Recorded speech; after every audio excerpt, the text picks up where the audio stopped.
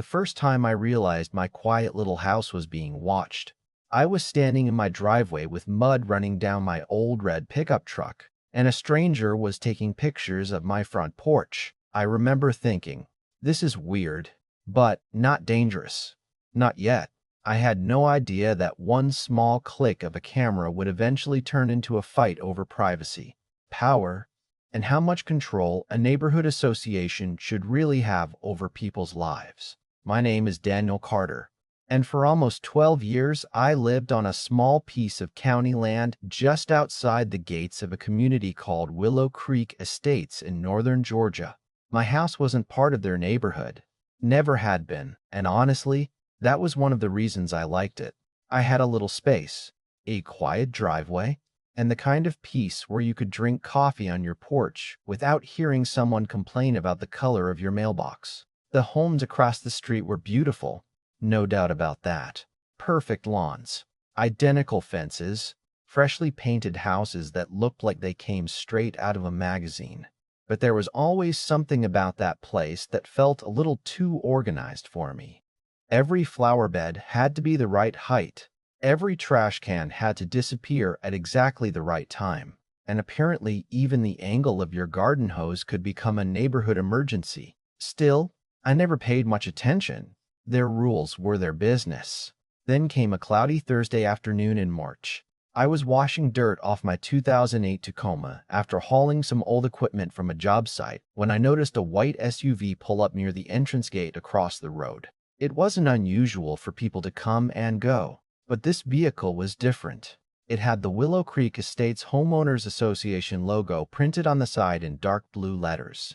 The passenger window slowly rolled down, and a man in a charcoal suit leaned out holding a clipboard. He looked like someone who had spent his entire life telling other people what they were allowed to do.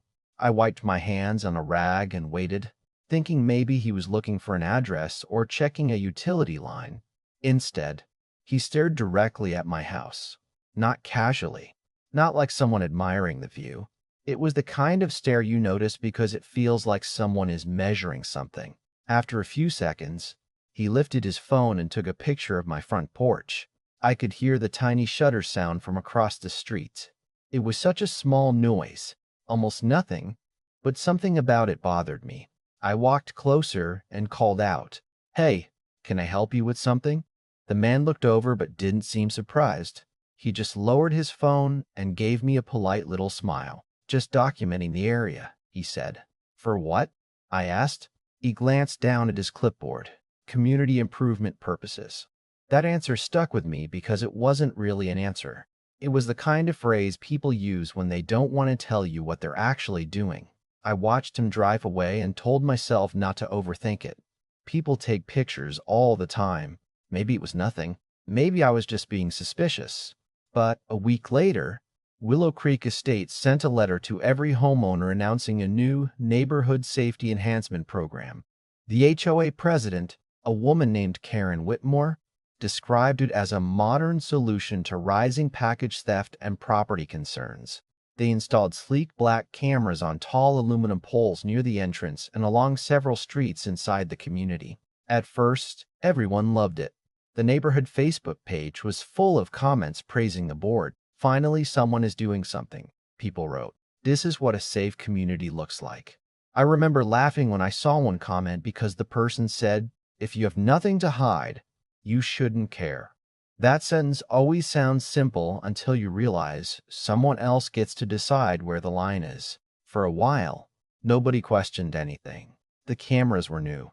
They looked professional, and the HOA made them sound harmless. Then the fines started. The first person who came to my door about it was my neighbor Ellen Parker. She lived across from me and had always been one of those people who remembered everyone's birthday and brought cookies during the holidays. She was holding an envelope and looked completely confused. "Daniel, tell me if I'm crazy," she said, "because I got fined $200 for this." She handed me the letter. The violation was for leaving a garden hose visible from the street. At first, I thought it was a joke. Then I saw the attached photo. It wasn't a blurry security image. It was crystal clear. You could see the hose, the grass, even tiny drops of water sitting on the nozzle. How did they even get this picture? Ellen asked. I don't know, I said, but I already had a feeling. A few days later, another homeowner was fined because his truck's tailgate was left open overnight. Another received a warning because a recycling bin was visible from an angle that supposedly affected neighborhood appearance. The strange part wasn't just that people were getting fined. HOAs fined people all the time. The strange part was how specific the evidence was. Whoever took those pictures wasn't just passing by. Whoever took them was looking. And that was when people started asking the question nobody wanted to ask before: what exactly were those cameras watching? The next HOA meeting was the first time I saw fear replace comfort in that neighborhood. Before that night, people were annoyed, sure, but most of them still believed there had to be a reasonable explanation. They wanted to believe Karen Whitmore and the board had simply made a mistake. Maybe they had chosen the wrong camera angles. Maybe the company installing the system had messed something up. People naturally want to trust that the people in charge know what they're doing, because the alternative is uncomfortable. The alternative means admitting someone you trusted might have crossed a line, but by then, too many little things had happened for everyone to ignore it. I showed up early to the community clubhouse even though I didn't technically live inside Willow Creek Estates. Ellen had invited me because my house sat right outside the entrance, and she said, Daniel, if those cameras are pointed where I think they are, you're involved in this whether they admit it or not. She wasn't wrong. When I walked into that room, I could feel the tension before anyone said a word. Usually HOA meetings are the kind of place where people argue about paint colors and whether someone's grass is 3 inches too tall. This time, nobody was talking about lawns. Everyone was looking at the cameras. Karen stood at the front wearing the same calm expression she always had, the kind of expression people wear when they think they've already won the argument. She clicked through a presentation showing graphs and statistics about community safety zones and behavior patterns. Those words bothered me because they sounded less like a neighborhood and more like some kind of experiment. Finally, an older man named Frank Lawson raised his hand. Frank had lived there for nearly 20 years and was usually the guy who stayed quiet unless something really mattered. Can you explain why my backyard is in one of these images? He asked. The room went silent. Karen looked down at her notes. The system captures broad environmental data, she replied. Frank shook his head. That's not what I asked. I asked why a camera paid for by homeowners is looking over my fence. Karen smiled slightly. Frank, I think you're misunderstanding how modern security systems work. That sentence did not help. If anything, it made people more upset, because nobody wants to be told they don't understand something when they are looking directly at the problem. Then Ellen stood up. She held her violation letter in the air and said, Explain this picture. Explain how your system was able to zoom in on my garden hose from 50 feet away. Karen looked uncomfortable for the first time. She said the cameras used advanced motion detection and image technology. Someone in the back laughed and said, So now my HOA has better vision than the police? A few people laughed, but it was the kind of laughter that comes from frustration, not humor. Then I decided it was time to speak. I walked to the front and showed the room the picture I had taken of the camera nearest my property line. I don't live in your association, I said, but one of your cameras is facing directly at my driveway and my front porch. Can someone explain why? Karen looked at me and immediately became more defensive. Mr. Carter, those cameras are placed strategically to protect the community. The community? I asked. Or the people who own houses in it? Because my house isn't part of your community, and I never agreed to be recorded. She paused for a moment, and that pause told everyone more than her answer would have. She finally said, There is no expectation of privacy from public areas. Technically, maybe she had a point, but the problem wasn't whether someone could legally take a picture from the street. The problem was that this wasn't someone walking by with a phone. This was a system installed by an organization with money, resources, and the ability to watch repeatedly. There was a difference between seeing something and studying something. That difference was what people were starting to understand. After that meeting, residents began doing their own investigation. They walked around the neighborhood and looked at the camera positions. They checked the angles. They compared where the poles were placed with where the cameras were pointed, and what they found changed everything. The cameras weren't facing the streets. They weren't focused on sidewalks or entrances. They were aimed toward homes, driveways, front porches, side yards, windows, the exact places where people believed they had some level of personal space. The discovery spread quickly. The neighborhood Facebook page that had once celebrated the cameras became a battlefield overnight. People who had defended the HOA were now asking questions. One homeowner posted, "I supported this because I thought it protected us. I didn't know it meant watching us." Another person wrote, "Security without consent isn't security, it's surveillance." The board tried to calm everyone down, but every explanation created two more questions. Who had access to the footage? How long was it stored? Were homeowners being monitored in real time? Nobody could get a straight answer. Then came the emergency meeting. The clubhouse was packed beyond capacity. People stood along the walls because there weren't enough chairs. Karen walked in looking irritated, not nervous, and that actually made people angrier. She acted like everyone was overreacting. "This is being blown out of proportion," she said. These cameras were installed for everyone's benefit. A man near the front stood up and replied, "Benefit doesn't mean permission." That sentence hung in the room, because that was really the heart of the entire argument. Nobody was against safety. Nobody wanted thieves walking through the neighborhood. Nobody wanted packages stolen or families feeling unsafe. But people were starting to realize that fear could be used as a reason to accept things they would normally question. The meeting continued for almost 3 hours. Voices rose. People demanded answers. Karen repeated the same phrases about technology and safety. But the room had already changed. The trust was gone. And then, just when everyone thought the HOA would keep fighting, something unexpected happened the following morning. A truck arrived before sunrise. No announcement, no email, no explanation. Workers started removing the camera poles one by one. The same cameras that had appeared so confidently only weeks earlier were disappearing in silence. And standing on my porch watching those poles come down, I realized something important. Sometimes the biggest victories don't happen because someone admits they were wrong. Sometimes they happen because enough people finally stopped believing the story they were being told. By the time the last camera pole was removed from Willow Creek Estates, the neighborhood looked almost exactly the same as it did before everything started. The streets were still clean. The houses still had their perfectly trimmed bushes. And every evening, people still walked their dogs past the same sidewalks where those cameras had once quietly watched over them. If someone drove through the neighborhood without knowing what happened, they probably wouldn't notice anything different at all. But the people who lived there, the people who sat through those meetings, the people who held those violation letters in their hands, they knew something had changed. Because once you realize someone has been watching you without your knowledge, it's hard to completely forget that feeling.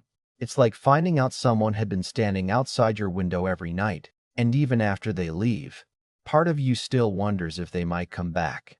For me, the strangest part wasn't seeing the cameras come down. It was realizing how quickly everyone had accepted them going up. That was the part I kept thinking about. Nobody forced people to support the cameras. Nobody tricked them with some complicated contract. The HOA simply presented a problem, offered a solution, and most people accepted it because the solution sounded reasonable. After all, who doesn't want a safer neighborhood? Who doesn't want fewer stolen packages, fewer break-ins, fewer reasons to worry? But somewhere along the way, the question changed from how do we keep our neighborhoods safe to how much of our privacy are we willing to give away without asking? And that was the question nobody thought to ask at the beginning. A few weeks after the cameras were removed, I ran into Karen Whitmore near the entrance gate. I almost didn't recognize her because, for the first time since this whole thing started, she wasn't standing in front of a crowd, holding a microphone, or defending a decision. She was just standing there, alone with a folder under her arm, looking tired. Not defeated exactly, but tired. I was carrying groceries back from my truck when she looked up and saw me. For a second, neither of us said anything. It was one of those awkward moments where two people know they've been on opposite sides of something much bigger than either of them expected. Then she finally spoke. "You seem pretty satisfied with how everything turned out." I stopped and looked over at the empty patch of grass where the nearest camera pole had been. "I'm satisfied that people got answers," I said. She gave a small sigh. "Daniel, you know this wasn't some attempt to spy on people. We were trying to protect the community. And the strange thing was, I believed she believed that. I didn't see a cartoon villain standing in front of me. I saw someone who had convinced herself that the goal justified the method. I understand wanting to protect people," I told her, "but protection only works when people trust the person doing it." She looked away toward the neighborhood streets. "Maybe we should have communicated better." I nodded. "Maybe. But communication isn't just telling people what you decided. It's letting them have a say before the decision is made." She didn't answer. She just looked down at the folder in her hands. And honestly, that conversation stayed with me because it reminded me that most conflicts aren't as simple as good people versus bad people. Sometimes they're about ordinary people making choices without realizing the impact those choices have on others. Karen probably woke up every morning thinking she was making Willow Creek better. The residents who supported the cameras probably thought they were making the smart choice. And people like Ellen probably never imagined that a simple garden hose could become evidence in some neighborhood enforcement system. But intention doesn't erase consequences. A month later, Willow Creek held another community meeting. It was a completely different atmosphere from the ones before. No angry shouting, no defensive presentations, no charts about behavior patterns or data zones. Instead, the board announced they were creating a review committee for any future security projects. They said homeowners would be informed before new technology was installed. They promised more transparency. Some people applauded. Some people crossed their arms and stayed silent, because apologies are easy to make after trust has already been broken. The harder part is rebuilding that trust piece by piece. Ellen told me afterward that she hoped everyone would move on. But she also said something I never forgot. She said, "The scary thing wasn't the camera. The scary thing was how normal it felt at first." And she was right. That was the part that bothered me the most. The cameras didn't arrive with warning signs. They didn't come with someone announcing, "We're going to watch your home now." They came wrapped in a nice presentation, a safety logo, and a promise that everyone would benefit. That's how these things usually happen. Big changes rarely show up looking dangerous. They show up looking convenient. They show up looking helpful. They show up saying, "Trust us. This is for your own good." Even today, when I sit on my porch in the evening and watch the sun go down behind those houses across the street, I still think about that first afternoon when that man pointed his phone at my home. Back then, I thought he was just taking a picture. I had no idea I was looking at the beginning of a fight that would divide an entire neighborhood. And maybe that's why this story matters, because it wasn't really about cameras. It was about boundaries. It was about whether a community can protect itself without forgetting the people who live inside it. Safety matters. Neighbors should look out for each other. Technology can be useful, but there has to be a point where we stop and ask who is watching, why they're watching, and whether the people being watched ever agreed to it. Because a quiet street isn't truly peaceful if everyone feels like they're being measured every time they step outside. So I want to hear what you think. If you lived in Willow Creek Estates, would you have supported the camera system when it was first announced? Or would you have demanded answers before allowing it? Do you think the HOA made a reasonable mistake? Or did they cross a line the moment they started monitoring people's homes without clear permission? Let me know your opinion in the comments, because this kind of situation always comes down to a difficult question. How much control should a community have before it stops feeling like a community?